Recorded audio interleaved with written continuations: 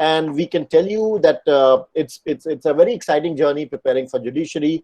And now I am very happy to introduce to you, my dear friends, my another dear colleague and friend, Mr. Praveen Tripathi, who is alumni of National Law School, Bangalore, and he is now teaching in Bennett School of Law in Delhi. He has previously been teaching Code of Criminal Procedure, even in National Law University, Bangalore, along with a course on financial market. And Mr. Tripathi has been, to tell you in terms of his background for the judicial preparation, in the very first attempt has cleared prelims of MP Judiciary in 2010, prelims of Delhi Judiciary, prelims of Haryana Judiciary, and also cleared Delhi Judicial Mains long ago. But owing to his passion for teaching, as it happens with many of us, so he came to the law teaching. He went back to National Law School, Bangalore, his alma mater, and began contributing there. And since some time now, he has been teaching in Bennett School of Law. So, but when I was contemplating, for Judicial Preparation Advisory Center, he was certainly one of my friends, along with Dr. Parikshit, I reached out to. And Praveen said that, sir, since I have been doing it in terms of the preparation, and as I have the experience of sitting through the exams, I'll be very happy to be to teach the students, to coach them, share my insights, and having been also a faculty of National Law School, having this very different kind of a detailed eye for preparing you with the with different kinds of subjects. So Praveen, thank you for joining us today. And as it was communicated through the WhatsApp group, so today's demo session will be conducted by Mr. Praveen Tripathi in Code of Criminal Procedure, which is one of the areas of forte. So over to you, Praveen, without much wasting of the time. Thank you, Thank you, my dear Thanks friend. yeah. Yes. So can I share my screen now, sir? Please go ahead.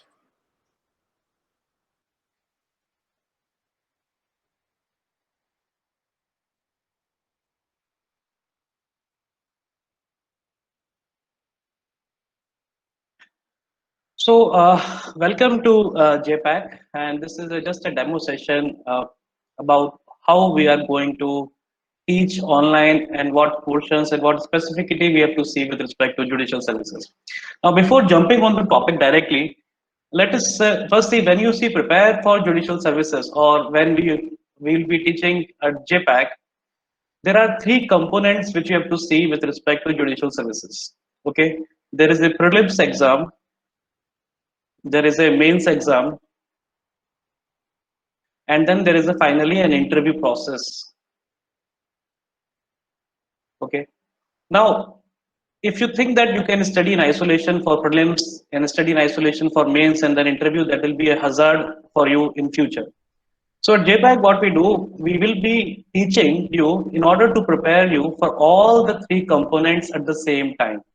So when we are teaching you within this period of 6 months, the idea is to deliver and to prepare you at least for the first time that you can write prelims, mains, and interview based on the same knowledge.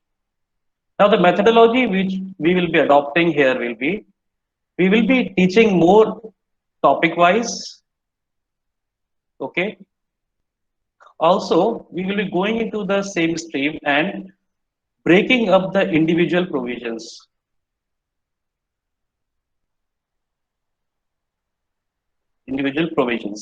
Okay. Now see, what happens is that generally when you teach topic wise, the relevance is more focused towards the mains. Because what happens in mains, you get questions where you have to actually apply the law on a particular problem. So these are more application based questions, wherein it may not be only one provision which may be relevant for answer. You would have to write the answer keeping in view two or more provisions. Okay, so in that, when we study topic wise, we cover that portions as well. But it is not that topic wise is not only for the purpose of mains, it has its relevance for the prelims as well. It has its relevance for interview as well, because you are learning more about the application of provisions and also how to relate two or more provisions in the same statute or different statute. Okay. Now, when we're studying topic wise and we are thinking about the particular provision of the law, the methodology which is suitable for the purpose of the pattern, the way judicial services examinations has been structured in India, you should know about the various subcomponent of every provision. Because questions in prelims, if you think, they are basically based on in a very particular individual subcomponent, and the question will be targeted on that part itself. So breaking up the provisions into various categories and identifying what are the various components of the provisions and remembering those concepts as well helps you specifically in prelims. Okay. But yes, at the same time, this also helps in understanding the application of the provision, how the provision will be applied in a particular scenario. Okay. Now, doing in all those things, it is also important to keep in view how various judgments are linked to this particular application and also various parts of the provision. So a judgment becomes an important part to be studied along with that. Now it is not essential to read all the judgments for the purpose of judiciary, but yes, when you break up the provision and there is any specific interpretation which has been given by the court, to that extent, it becomes high relevance that you should know this particular part or this particular judgment. Further, for the purpose of judiciary, it is also relevant that you have a good command over the previous year paper. Okay. Now, previous year papers may be good to understand the pattern and also the weightage. What weightage of portion is coming from which topic? So, which topics are of high weightage, which topics are of low weightage, and then accordingly you can analyze this. At JPAC, we will be giving you this particular part very specifically to understand about the weightage part. And also, this also helps in understanding the future approach about what could be expected in the future examinations. Okay. So when we talk about the methodology of JPAC, we will be going in this particular methodology, teaching you topic wise in order to prepare you for all the format of examination. Within that, we will be just giving you the various components of the particular statute and then supplementing all those things with the judgments as well as the previous year papers, because that becomes the core to understand how your study is going and what we are teaching here, how it is relevant for the judicial purpose, judicial services examination. That all flows from this particular process. Now, to just give you an example today, or today, just wanted to give you a demo about how we'll be exercising this part. Okay, I may say this right now, but how we'll be exercising this particular part. Now, for this purpose, I just take a small topic today for the discussion. Okay, this topic is about jurisdiction of civil court. Okay, I hope so many of you would have already studied CPC, or some of you are still planning to read the CPC. Talking about jurisdiction of courts. Okay, see, when you talk about CPC, though it is a procedural law, okay, it is called as a procedural law, but the beauty or the charm of CPC is something that each provision of CPC actually confers an authority on the court, that a court do a particular act or court cannot do a particular act. Okay, so most of the provisions in CPC, when you go in future, when you become judge and when you go in judicial academy, the main training which is being given to the judicial academy judges is more focused about whether a judge can do a particular thing in the scenario or not, and the authority to do that derives from the provisions of CPC. Okay, now one such provision of CPC which is of high relevance is the authority of the court, okay, to adjudicate over the disputes.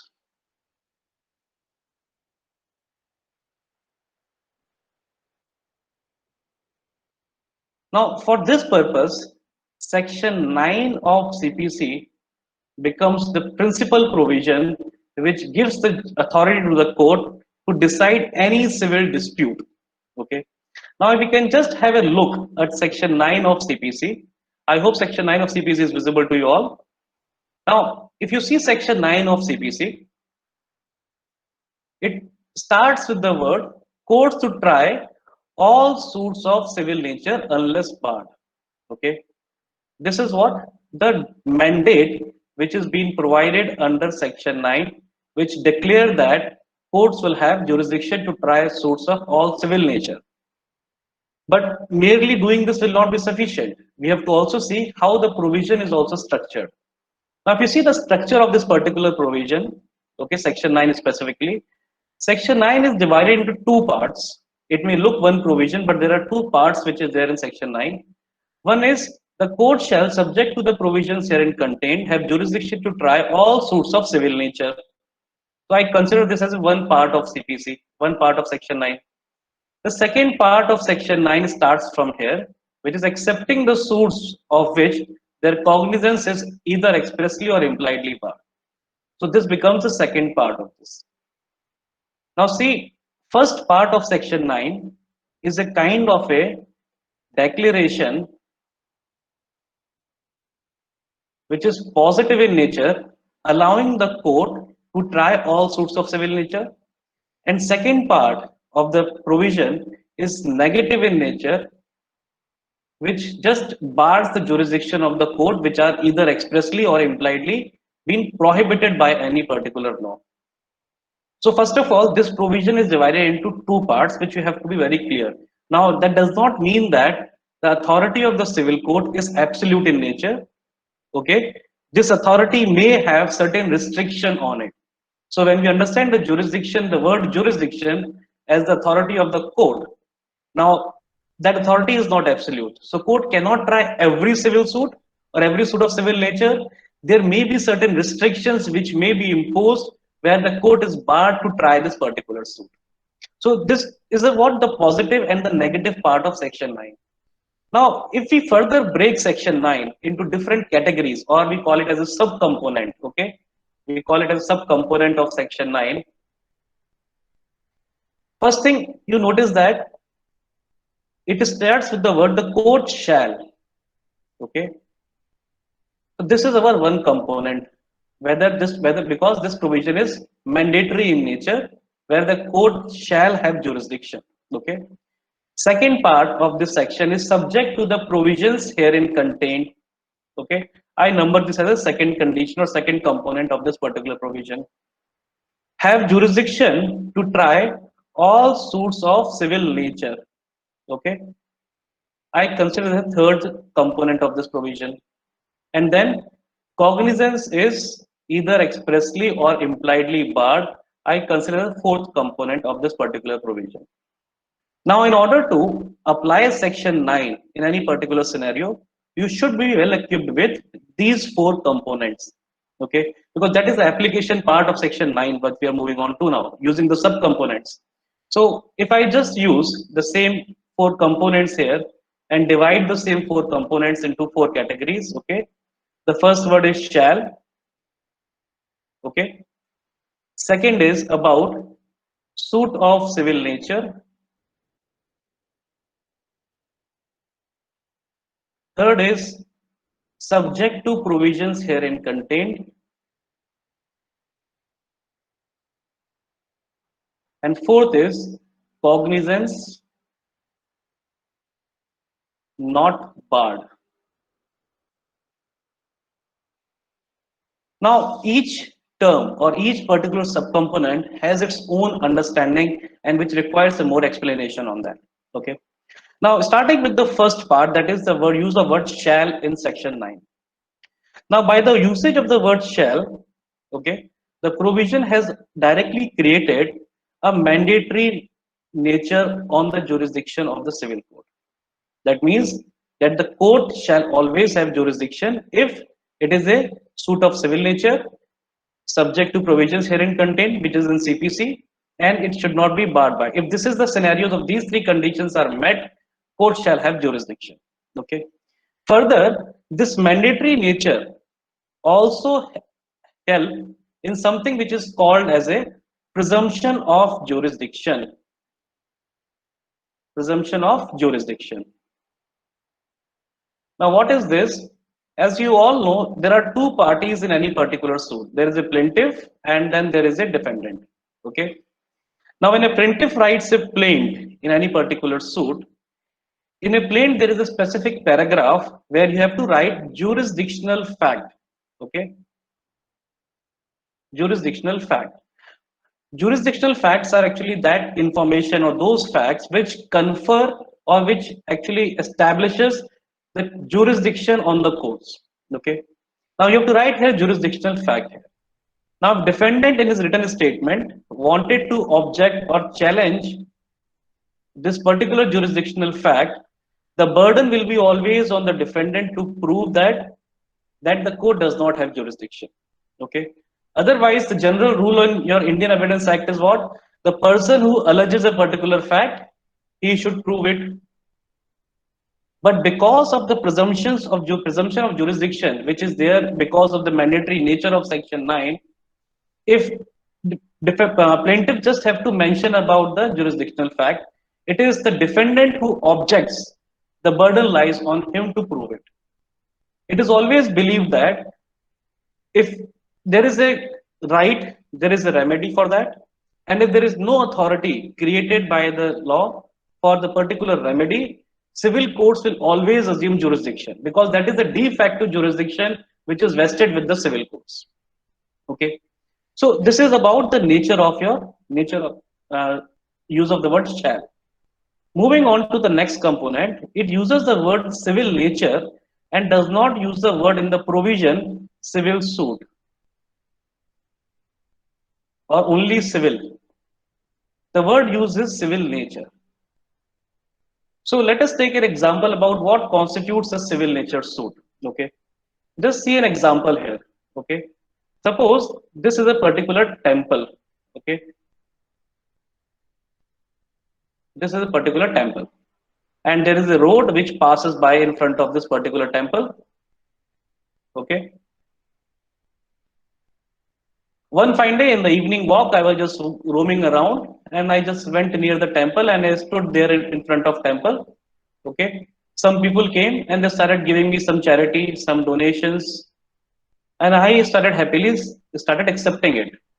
I realized that okay, this is a good business now because by standing near the temple, if I'm getting a lot of money, why should I do my other profession? So I just made some investment on myself, bought some white clothes and also some rudraksh and other things, and I just get a proper attire and started standing in front of temple, and I started earning a good money in just by standing in front of a temple. Okay, I spent almost some 6 month time there, and my business was flourishing there. So I was so happy because I don't have to do anything, just stand and earn money from there. One of my colleague noticed that Praveen have just gone on to the official paid leave, and he's standing in front of temple, and he's earning a good money. So he also started in front of the same temple. So if I am there, so he's X. He also started standing in front of same temple. So public who are coming from this side, they started offering him the donations. Public who are coming from this side, they were giving donations to me. Earlier, I was getting the donation from both sides. So I was threatened now. So I just got threatened because of this particular part. Okay. So now I thought what to do. So I actually went to the court. Okay. Filing a suit against X, asking the court to pass an injunction preventing X from standing in front of temple. Because if X is prevented from standing in temple, I will get again the crowd from both sides and I will start. The main question which arises here is whether this suit is maintainable in court.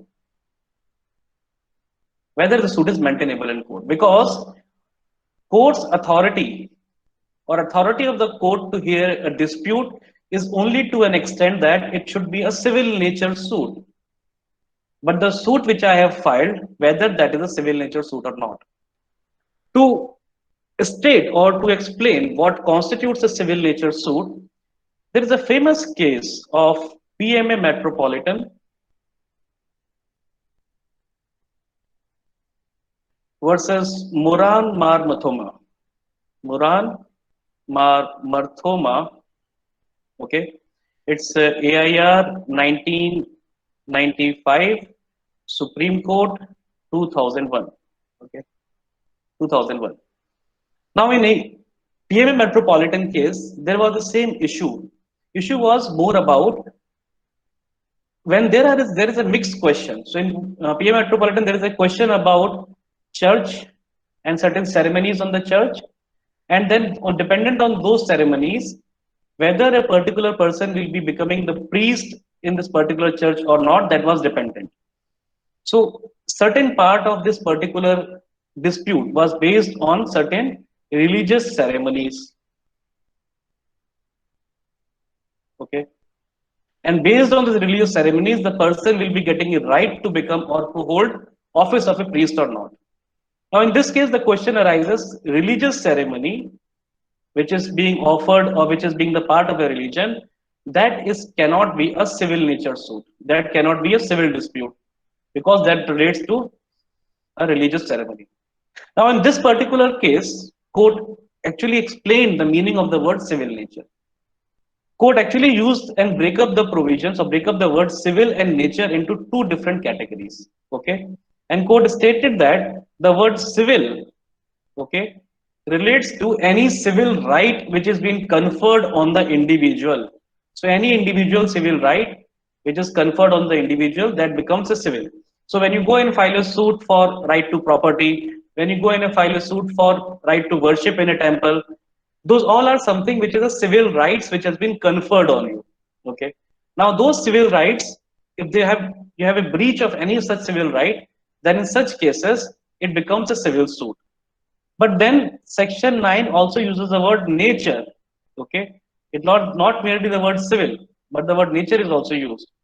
Now there Supreme Court stated that there may be a possibility that your civil rights are breached, which is with respect to any civil law or civil rights are breached, but the determination of that right is dependent upon any social, religious, or any particular political, which are not purely by themselves a civil suit, but when your determination of a civil right is dependent upon any of these parts, okay, then court, in order to give you the relief with respect to your civil right, can decide on these parts as well.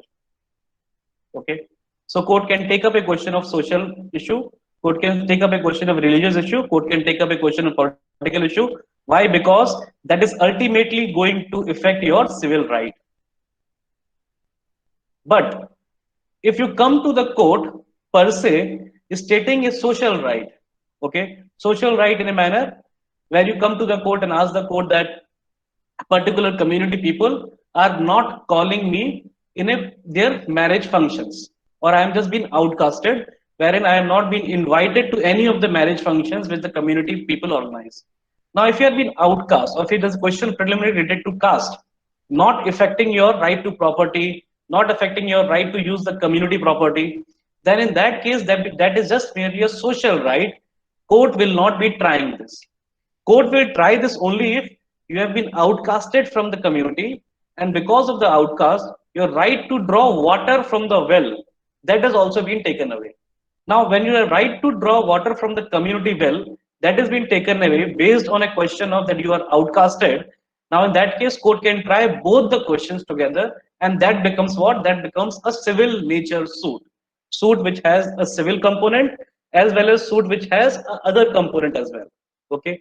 So that is what the word civil nature is used in very expensive manner. Okay. The example which I gave you here, when I filed a suit with respect to injunction against X, okay, the issue arises with respect to whether the suit is maintainable or not. Now, the decision on the maintainability depends upon whether I have a right or any civil right, okay, conferred on me to stand and obtain the charity, because this is completely a voluntary payments by the people who are coming to temple. When it's a voluntary payment, who are coming to the temple and they're offering me some charity or donations, that is a voluntary payment. I cannot claim any right on this. Okay. So I have a no right over this particular voluntary payments. And when I don't have any right over this particular voluntary payment, my suit, which I'm filing for injunction, that suit itself is bad in law. Okay. And under section 9 of your CPC, which is a suit of civil nature, court will just dismiss this at a first hearing only, dismiss this particular part. Okay, because there is no cause of action which I can place to the court. Okay, this is about your second component. Coming to the third component of your section 9, which is subject to provisions herein contained. Okay, now if you see section 9, subject to provisions herein contained. Okay. Now, word herein is of importance here. Why? Because herein means the provisions in CPC. So, if there can be a restriction, there can be a restriction on your, though you have a civil nature suit, but CPC may create some sort of regulations or restriction with respect to your civil nature suit. Now, if we take up this particular part separately and give you an example about what can be this subject to provisions herein contained. Okay. See, when you have to file a suit, there has to be a designated place where will you file a suit, which is also called place of suing. Okay.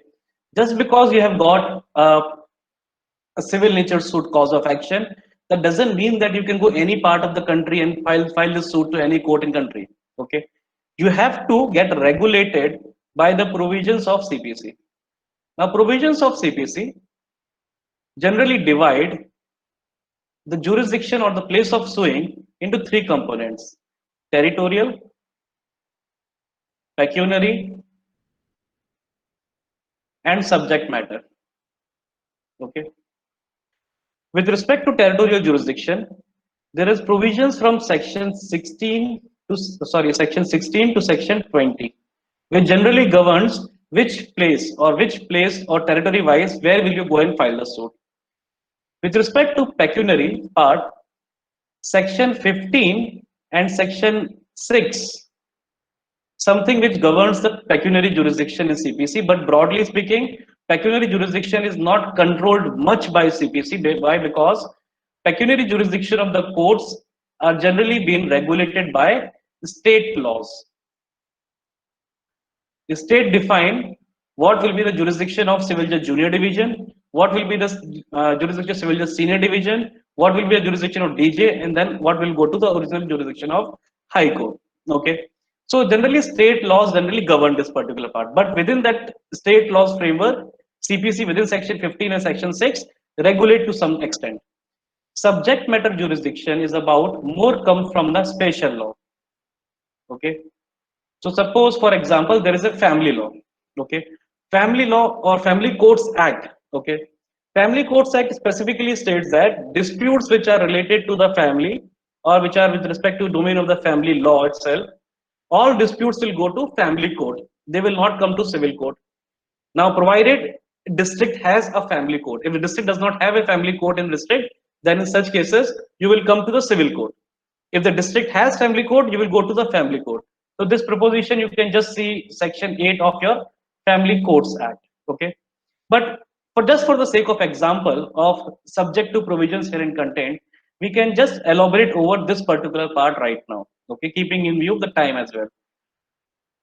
Now, if you see territorial jurisdiction of the court, okay, so within the scheme of section 16 to section 20, okay, within this particular scheme, you can divide the territorial jurisdiction of the court into three categories. One is wherever the subject matter is located. Second is wherever the cause of action have arisen. I'm just writing COA for cause of action. And third is wherever the defendant can be located. I'm just writing DF. Now with defendant also there are three proposition. Okay. Three proposition goes in a manner where defendant resides, where defendants personally work for gain,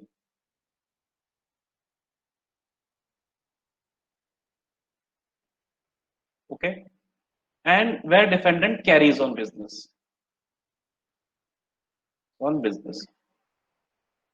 So the combined reading of section 16 and 20, okay, we'll be doing the provisions later, but right now you just see what is the combined reading of section 16 to 20. You have actually four places here: 1, 2, 3, and 4. These are the four places here wherein you can file a suit at any place. Okay. This is what more about concurrent jurisdiction of the court. concurrent jurisdiction. But if your suit is falling in this subject matter criteria, this becomes exclusive jurisdiction. Exclusive jurisdiction. Now, how provisions are structured?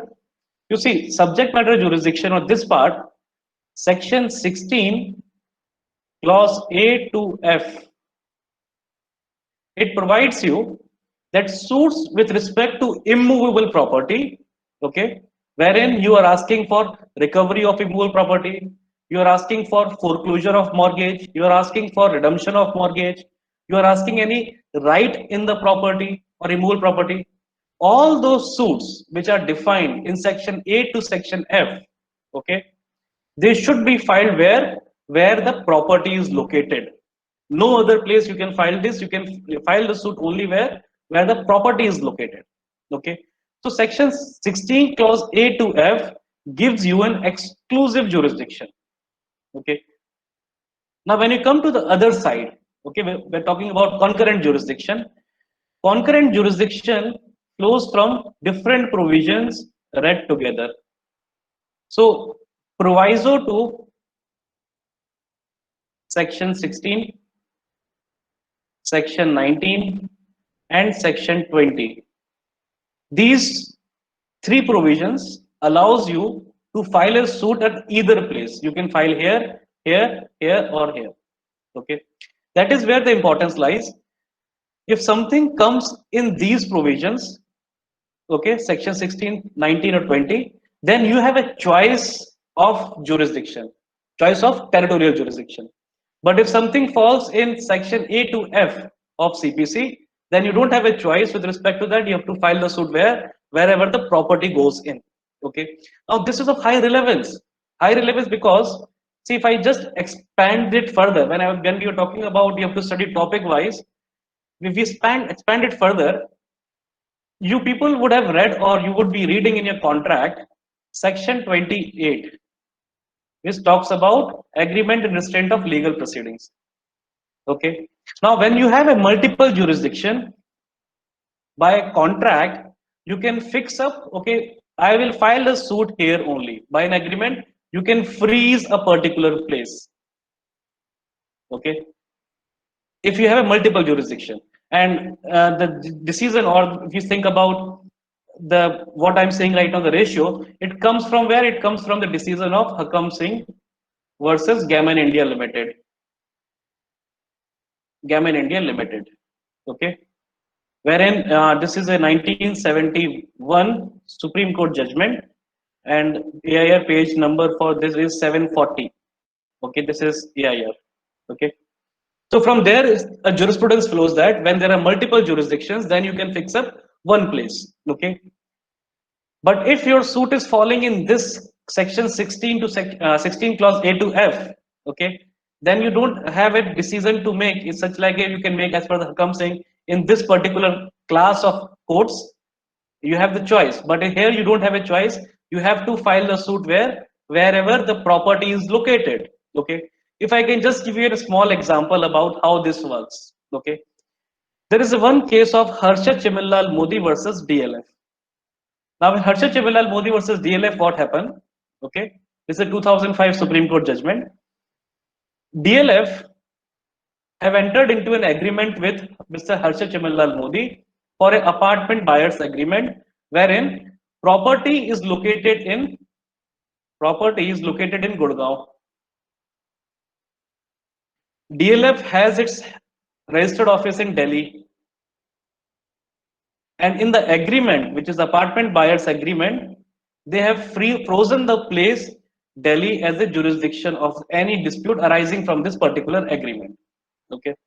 DLF failed to give the possession of the flat to Mr. Harsha Chimillal Modi. So Mr. Harsha Chimillal Modi went to the Delhi court and filed a suit against DLF in the Delhi court. So this suit was filed in Delhi court, relying on the clause in the apartment buyer's agreement freezing the jurisdiction to Delhi. Now, see, Mr. Harsha Chimillal Modi is filing a suit for what? The suit is for the purpose of possession of property.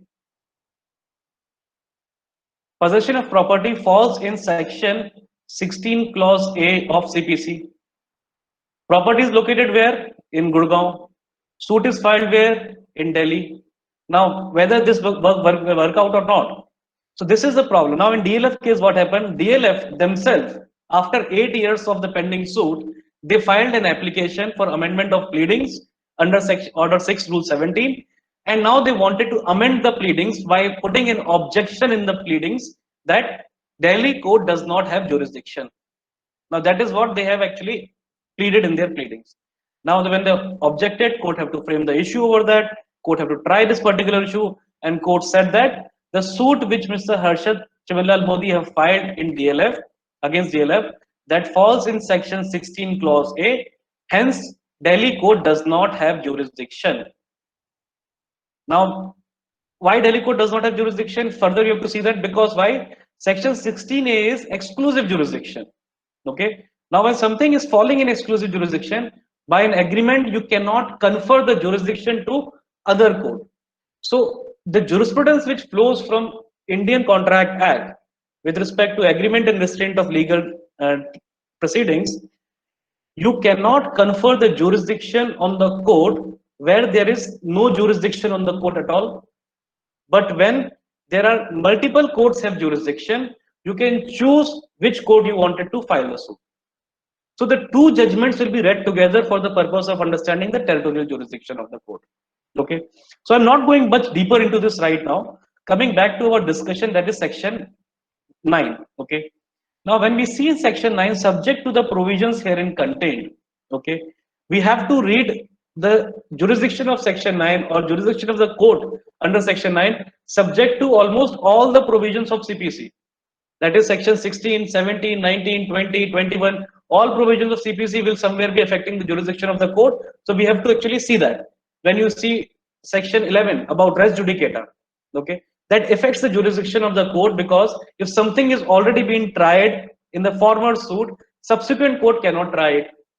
Okay, res sub judice. When something is already pending in the former suit, subsequent court cannot try it.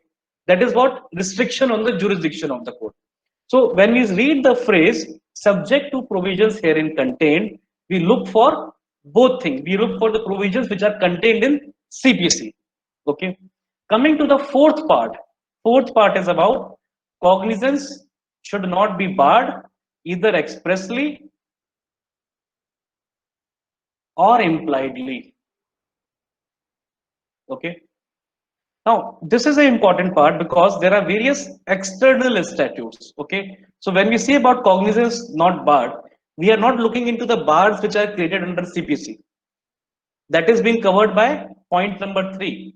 When we come to for cognizance not being barred, we are looking for those bars which are created outside CPC. Okay. So for example, I was telling you about Family Courts Act. Okay. So we just can see Family Courts Act also here.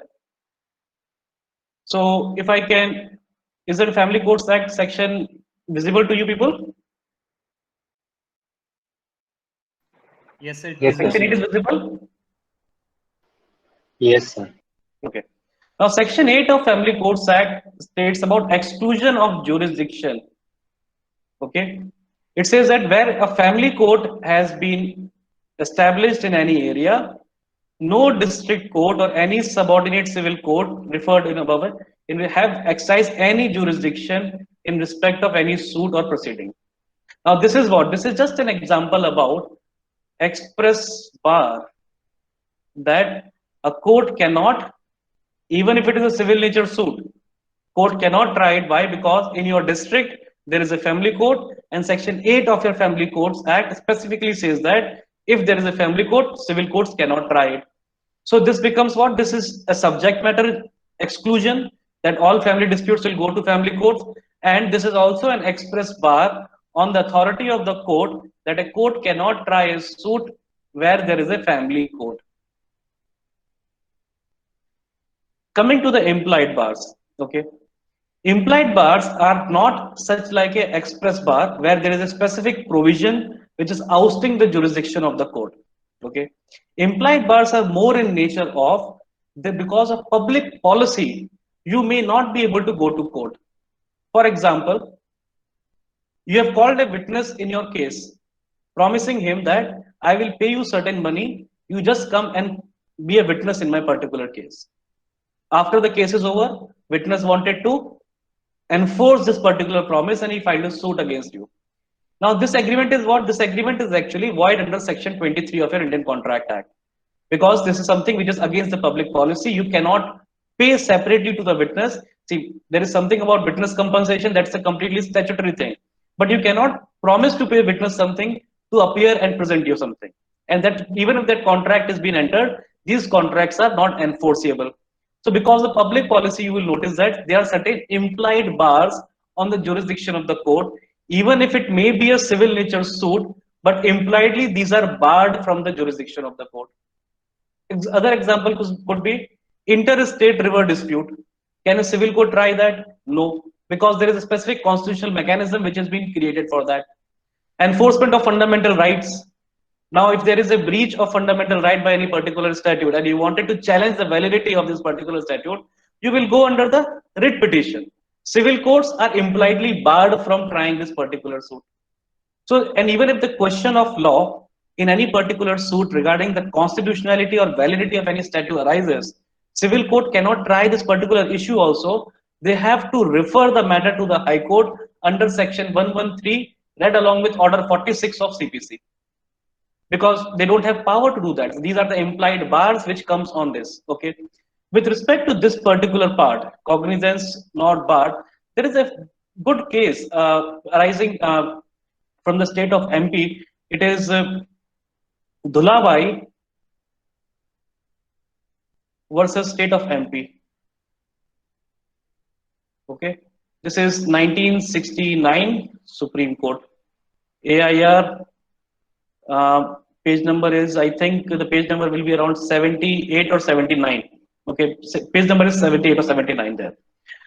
Now in Dhulabai versus state of MP, there was a dispute with respect to State Tax Act. Okay, there was certain stamp duty tax in MP, and there was a notification under particular this stamp duty tax. Okay, so state sales of goods tax. Okay, and then this notification was challenged in the court, and this notification was declared as unconstitutional.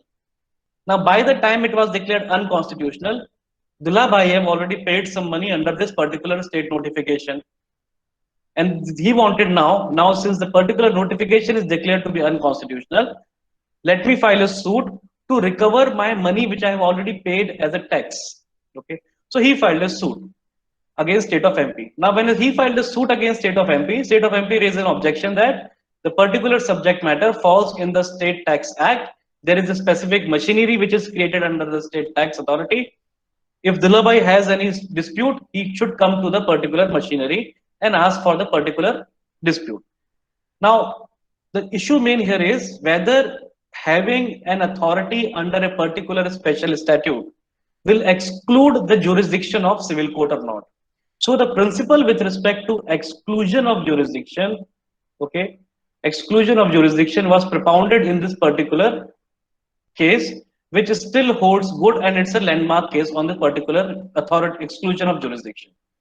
Now, not going into all the details of the Dhulabai case, but the two important parts which are propounded in Dhulabai case is first, whenever any particular special statute creates a machinery for the purpose of resolution of dispute, okay, you have to see that whether the statute creates a machinery to give finality to the decision of this particular authority. If the machinery itself is sufficient to give finality to all the orders of this, okay, then in such cases, civil court jurisdiction is ousted. Second, even if there is an express bar, you have to check the scheme of the act completely. Because you might say that in a particular provision of the special statute that civil courts will not have jurisdiction. Okay, you have stated that. But that doesn't mean that if there is a particular relief which the person is asking and there is no authority for this particular relief. Now, if there is no authority for this particular relief, that means the scheme of the act is silent on a particular provision. Now, to an extent, the scheme of an act silent on a particular provision, civil courts will get jurisdiction in such scenario. So you can go to civil courts in such scenarios. So for the purpose of understanding the exclusion of jurisdiction, it is important to see whether the particular special statute is complete in itself or not. If the act itself is not complete, then in such cases, as section 9, we have seen that section 9 is what? Section 9 is declaring the jurisdiction of the court. It is a provision which telling the civil courts will have inherent jurisdiction in all the cases.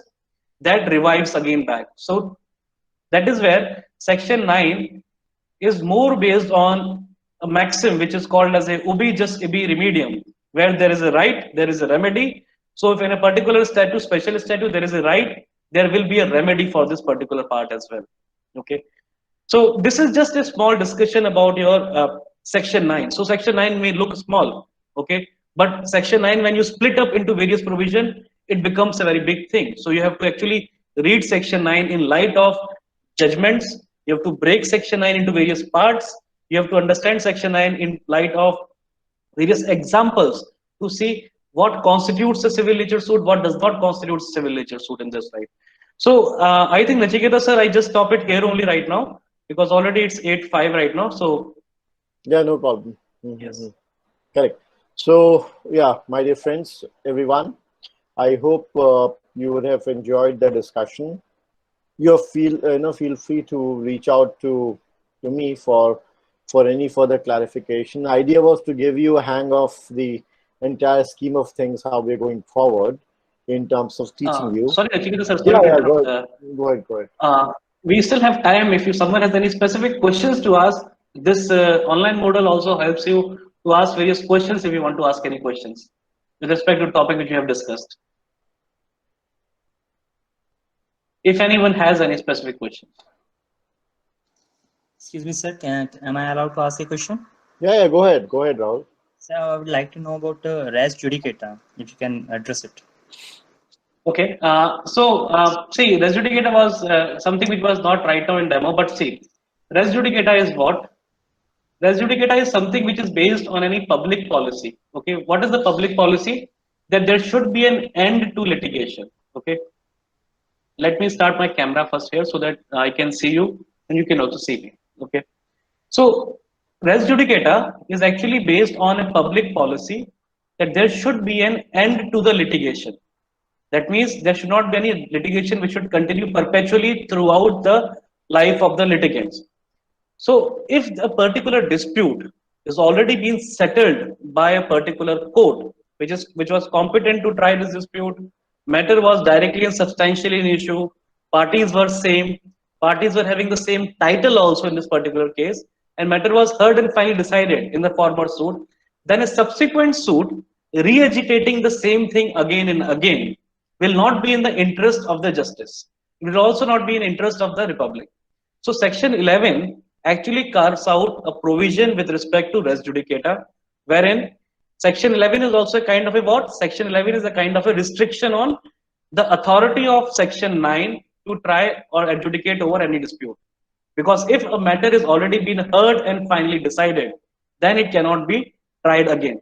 But you have to keep in mind with respect to res judicata, there are 5 conditions with respect to res judicata. One is matter in both the suits should be directly and substantially an issue. Second is parties or parties claiming under them should be the same. Third, they should be under the same title. Fourth, court which passed the former decision, that court was competent to try a subsequent suit. Okay, so when a second suit is filed, the former court was competent to try it. And fifth, it is heard and finally decided. Now, if you fulfill those 5 conditions in cases of res judicata, specifically, you have to actually read each condition with the 8 explanations which are there in section 11. So each condition has to be supplemented with a particular explanation. So I don't think it's possible to go right now in detail of all this explanation right now. But yes, once those 5 conditions are fulfilled, subsequent court is barred to try a suit. Okay. Now, and there are 2 scenarios. One is suit, other is issue. There may be possibility the whole suit, subsequent suit is barred completely, or there may be a possibility that certain issues were tried in the former suit, and in the subsequent suit, those certain issues, plus there are more issues which comes. Now, in subsequent suit, with respect to those issues which have just been arisen, only to an extent of those issues, the court will not try that issue. Court will continue with other issues which were framed by the court. Okay. So I hope that gives you some glimpse about res judicata, but a detailed explanation of res judicata will require a lot of explanation and a lot of time to explain that, because frankly speaking, res judicata to explain completely will require almost 4 to 5 hours to complete, because that is the length and breadth of res judicata in itself. Okay, so that only we can do that when we are in a formal organization of the class, when we start CPC. That time, yes, 4 to 5 hours will be dedicated to res judicata itself. Any other question if anyone has? Thank you for addressing my question, sir. Hello, yes, sir. I have a question. Yes, please, Mamta. Sir, explanation 8 of section 11 is contradicting the enacting part of section 11. Explanation 8 to section 11. Explanation 1 or 2? Sir, explanation 8, last one. Is Explanation 8 to section 9 or section 11? Section 11. Section 11. Yes. Explanation 8 is about limited jurisdiction. Yes, sir. Yes. Don't you think it's contradicting the enacting part of section 11? It is. So, see, if you see the language of section 11, okay, language of section 11 says that former court should be competent to try a subsequent suit. That is what the main provision is. In section explanation 8 to section 11, this states that a court of a limited jurisdiction, if those court of a limited jurisdiction have actually tried and decided a particular dispute, that will also operate as a res judicata. So if I can just share my screen again and give you a glimpse of that. So, okay. So you all know that there is a civil judge junior division. Above civil judge junior division, there is a civil judge senior division. And then there is this DJ. Okay. As per the pecuniary jurisdiction of civil judge junior division, I'm just telling it hypothetically right now, because every state has a different nomenclature. Okay. Civil judge junior division can try a matter which is less than and equal to up to rupees 5 lakhs. Civil judge senior division can try a matter which is less than and equal to up to rupees 20 lakhs. DJ can try any matter which is unlimited. Okay. Now A file a suit against B, okay, for compensation. His compensation is 4 lakhs. Okay. As per the rule which is given in section 15, A have to go to the court which is the lowest competent court to try it. The lowest competent court is here. And this court, he files a suit here, which is being dismissed by the court. This was dismissed. A files a subsequent suit. So this is your suit number 1. And he files a second suit, suit number 2. This time he asks the compensation, okay, for 6 lakhs. And he files that in this particular court. Okay.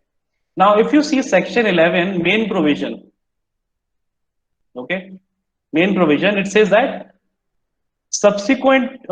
former court should be competent to try subsequent suit. Now, he is not competent to try the subsequent suit because subsequent suit is for 6 lakhs. And as per section 6 of CPC, a court cannot try a matter which is of higher pecuniary jurisdiction. That is a complete bar on that. But when you read explanation 8, it says that if the court of limited jurisdiction